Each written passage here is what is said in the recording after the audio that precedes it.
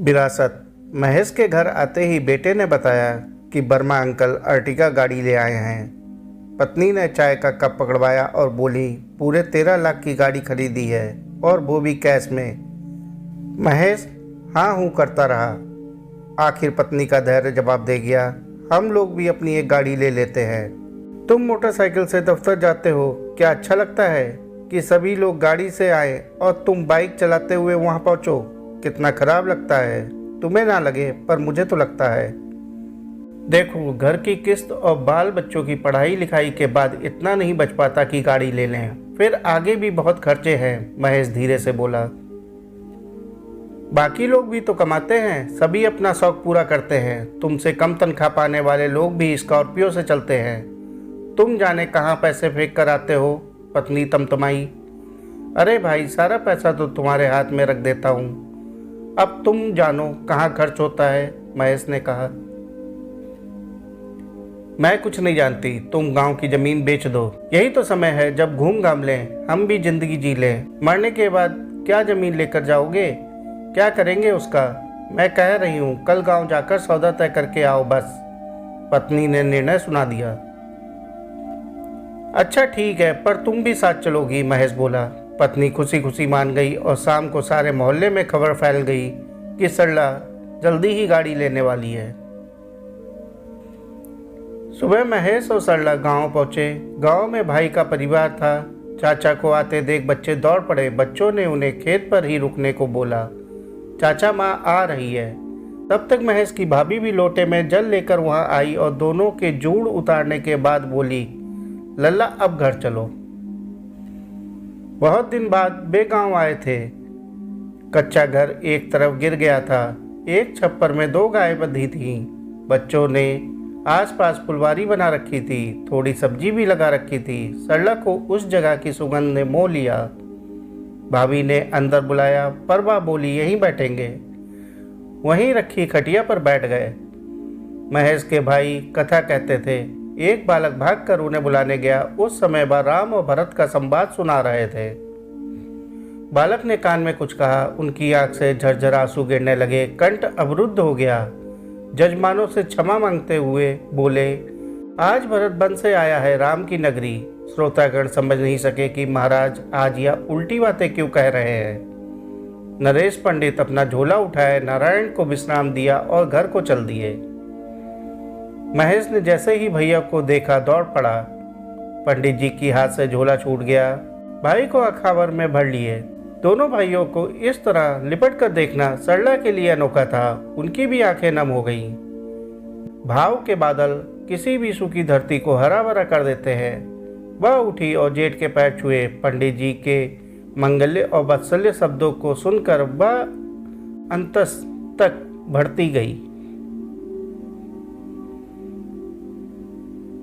2 packed कमरे में रहने की अभ्यस्त आंखें सामने की हरियाली और निर्दोष हवा में सिर हिलाती नीम, आम और पीपल को देखकर सम्मोहित सी हो गई थी।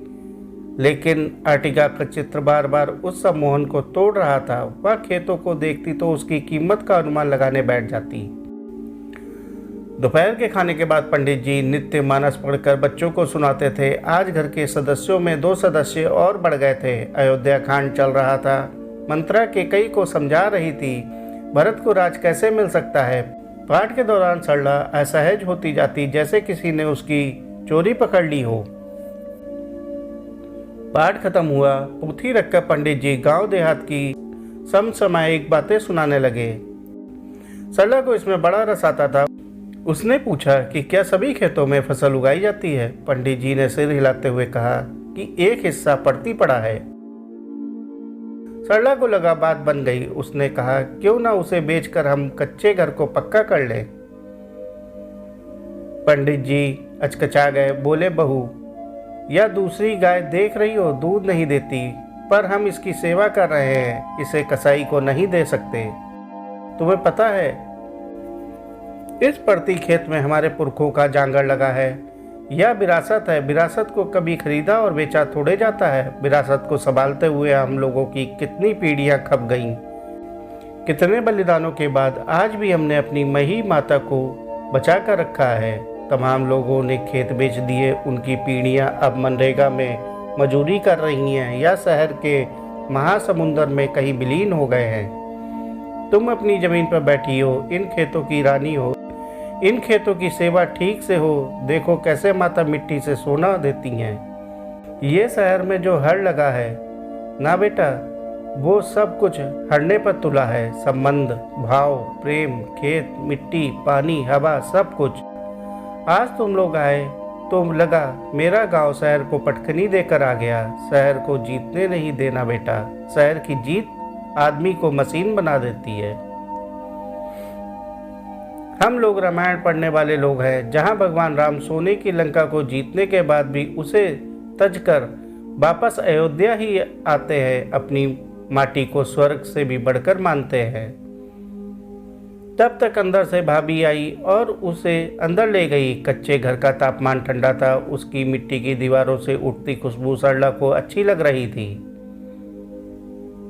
भाभी ने एक पोटली सरला के सामने रख दी और बोली, मुझे लल्ला ने बता दिया था, इसे ले लो और देखो, इससे कार आ जाए तो ठीक, नहीं तो हम इनसे कहेंगे कि खेत बेच दें। सरला मुस्कुराई, विरासत कभी बेची नहीं जाती भाभी। मैं बड़ों की संगति से दूर रही ना, इसलिए मैं विरासत को कभी समझ नहीं पाई। अब यहीं इस खेत से सोना उपजाएंगे और फिर गाड़ी खरीदकर आप दोनों को तीर्थ पर ले जाएंगे। कहते हुए सरला रो पड़ी। क्षमा करना भाभी। दोनों बहनें रोने लगीं। बरसों बरस की कालिक धुल गई।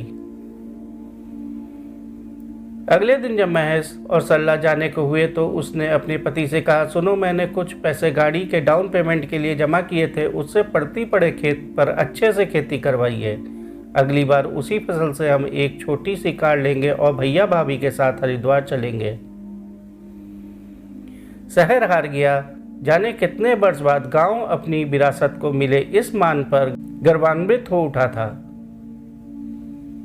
साथियों, कहानी को आखिर तक सुनने के लिए आपका बहुत बहुत शुक्रिया। कहानी अच्छी लगी हो तो कहानी को लाइक और चैनल को सब्सक्राइब कर लीजिए। धन्यवाद।